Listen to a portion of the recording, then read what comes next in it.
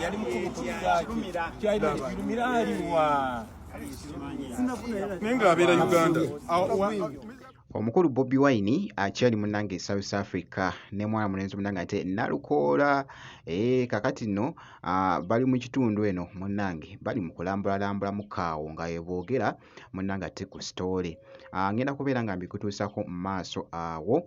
kosa ate Palaso ye ali Canada muganda wange ne famire ye eside eyo byengenda okubeera nga kutuusako maaso awo kakasa nti nno video ogimpeera like kosati no kusubscribinga kasita obeera nga tonaba muganda wange gwe alaba Jaminat Yogi naye nno kansooke nkulageko ko wali omukulu Bobi Wine ne mwana mwenzi munnange ate Nalukoola kakati nno ku lunaku olw'okulala babaddeko sayidi eno nga bali mu kutambula mu kaawo naye mpulidde mu kaawo kitole gye babaddeko muganda wange mpulideko kaawo Ireti Kisaache munnange emboozi omanyi ka video kabadde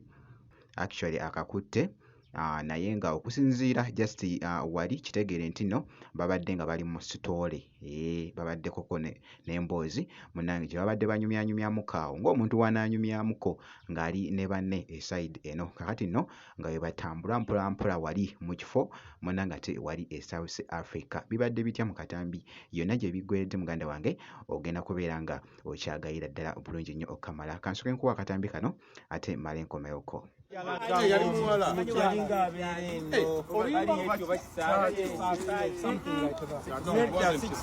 Yali mukulumiraliwa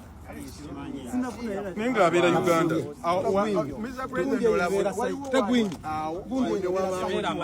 Zinduuza wano so that abawanvu bayirira emabega kakati fe abampi tuyimirira mu maaso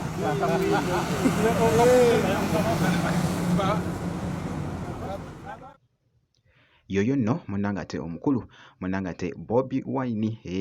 ku lunaku olwaleero bw'atyo bw'alabise era nga bakyaliyo munnange eside eyo e South Africa nja kubanga nkuwa update yonna enafaayo muganda wange gwe alaba Jaminat Yogi kakati nno sigenda kubeera nno nga ndwawo awo kankugyeoko katugende mu maaso wali Palaso nno ali munnange Canada wali by the way alinayo connection mwana mulenzi ono naye nga bambi nga womanyi nti nno daddy yazze mu kitundu tayinza munnange ate butagenda kulaba ku famire ye ate nga famire nga kyekitundu ate munnange mweri era nga wali obutambi obw'enjawulo bubadde bugenda mu maaso munnange ate okutambula mwana mulenzi munnange ate Palaso ng'ali ne famire ye wali wonna kano nno akaseera kabeera kalungi nnyo kubanga munnange famire nayo yeetaaga oggiwamu kaakadde ate abaana kasa bategeera nti no daddy ali naffe oh my god essanyu libeera lingi nnyo muganda wange era nga naye wali yasobodde okubeera ng'afuna akadde nabo nga boogesako okulaba awo nga bali mu kutambulatambulamuko kosa naawo ate nga bali just wali nga ali mu kujokingamuko Palaso ng'ali mu kujokingamuko ne muwala we kosa ate nga bali musala munnange ate nga bali mu fefeta munnange ate mu mutwe oba ku nviiri wali mu saaluuni nga boogezako okulaba akatambi ako katusooke tukave mu kutandika.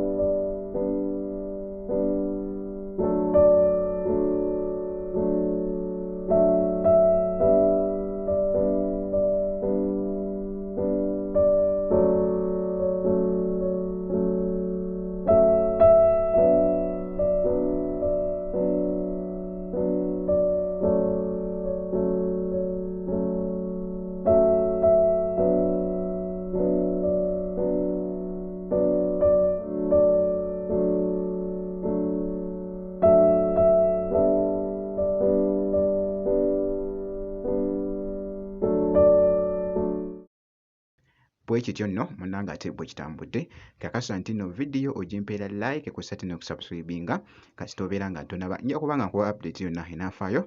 ku mwana mulenzi oyo munnange ate Paalaso nkugambye yasazeewo okubeera nga abawa munnange ate akadde kaabwe nga famire eside eyo. Kakati nno bwe nti bwe nkoze kakasa nti nno video ogimpeera like kussa ate ne kusubscribinga kasita obeera nga tonaba.